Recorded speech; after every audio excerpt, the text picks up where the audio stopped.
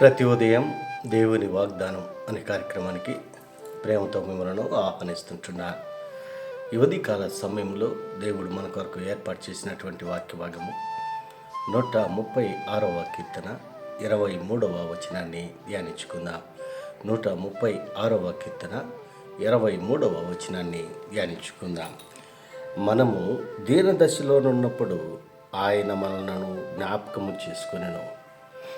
క్రీస్తునందు ప్రియమైన దేవుని బిడ్డలారా, ఈ ఉదయకాల సమయంలో పరిశుద్ధాత్మ దేవుడు మనకిస్తున్నటువంటి వాగ్దానము, మనము దేన దశలో ఉన్నప్పుడు ఆయన మనలను జ్ఞాపకము చేసుకొనెను. ఈ యొక్క వాగ్దానాన్ని దేవుడు మనకును మన కుటుంబాలకును ఆశీర్వాదకరముగాను దీవెనకరముగాను మార్చినగాక. ఈ యొక్క మాటల్లోని ఆత్మీయ సత్యాలను ఆత్మీయ అర్థాలను మనం గమనించినట్లయితే, మరి దావీదు ఈ యొక్క కీర్తన రచిస్తూ ఈ యొక్క మాటలను మాట్లాడుతూ ఉంటున్నాడు. మనము దీన దశలో ఉన్నప్పుడు, కృంగిపోయినటువంటి స్థితిలో ఉన్నప్పుడు, నిస్సహాయ స్థితిలో ఉన్నప్పుడు ఆయన మనల్ని జ్ఞాపకం ఎవరిని అనగా ఆయన యందు నమ్మిక ఉంచినటువంటి వారిని, ఆయన యందు విశ్వాసం ఉంచినటువంటి వారి పట్ల ఆయన జ్ఞాపకం చేసుకునేటువంటి దేవుడుగా ఉంటున్నాడు. ఆయన నమ్మినటువంటి బిడ్డలను ఎన్నటికీ చేయి విడిచేటువంటి దేవుడు కాదు. ఆయన నమ్మినటువంటి బిడ్డలను అనాథలుగా విడిచేటువంటి దేవుడు కాదు.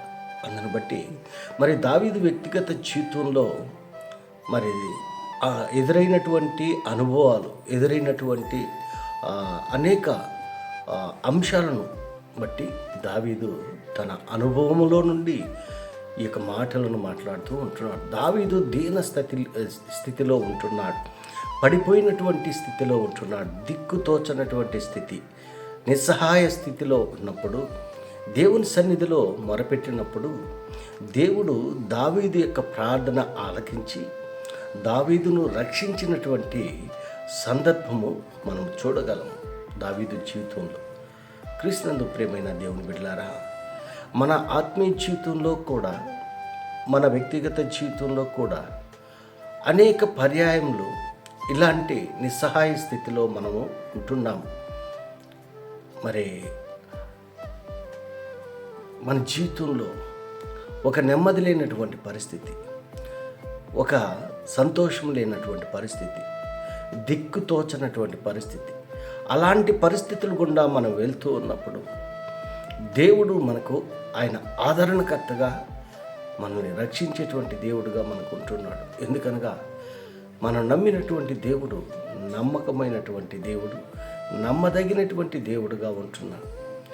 ఒకవేళ ఈ ఉదయకాల సమయంలో నీవు నిస్సహాయ స్థితిలో నువ్వు ఉంటున్నావేమో, దిక్కుతోచనటువంటి స్థితిలో నువ్వు ఉంటున్నావేమో, అయితే ఆయన సమస్తము ఎరిగినటువంటి దేవుడుగా ఆయన ఉంటున్నాడు.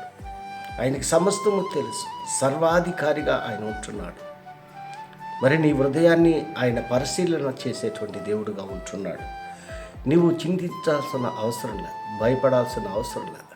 ఎందుకనగా సర్వశక్తి కలిగినటువంటి దేవుణ్ణి మనం ఆరాధిస్తుంటున్నాం. నీ చింత యావత్తు ఆయన తీర్చేటువంటి దేవుడుగా ఉంటున్నాడు. దావీదు కష్టాల గుండా వెళ్ళాడు, బాధల గుండా వెళ్ళాడు, నిస్సహాయ స్థితిలోకి వెళ్ళాడు. అయినా కూడా దేవుడు దావీదును చెయ్యి విడవలేదు. మరి ఈ ఉదయకాల సమయంలో నిన్ను కూడా నన్ను కూడా ఆయన చెయ్యి విడిచేటువంటి దేవుడు కాదు. మనం దీన దశలో ఉన్నప్పుడు ఆయన మనల్ని జ్ఞాపకం చేసుకొని, ఎందుకనగా మనం నశించిపోవటం ఆయనకి ఇష్టం లేదు, మనం కృషించిపోవటం ఆయనకి ఇష్టం లేదు.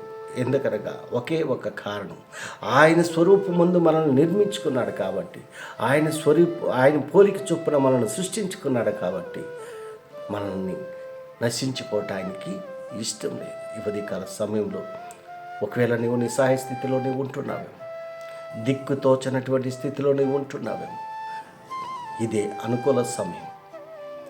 దేవుని సన్నిధిలో విశ్వాసంతో ఆయన ప్రార్థించినట్లయితే ఆయన నీ యొక్క నిస్సహాయ స్థితిలో నుండి తప్పించేదానికి, రక్షించేదానికి సమర్థుడైనటువంటి దేవుడు మనకు తోడుగా ఉంటున్నాడని ఈ కొద్ది మాటల ద్వారా నేను హెచ్చరిక చేస్తుంటున్నాను. దేవుడి యొక్క మాటలను మరెక్కువగా మీకును మీ కుటుంబాలకును ఆశీర్వాదకరంగాను దీవెనకరంగాను మార్చను గాక.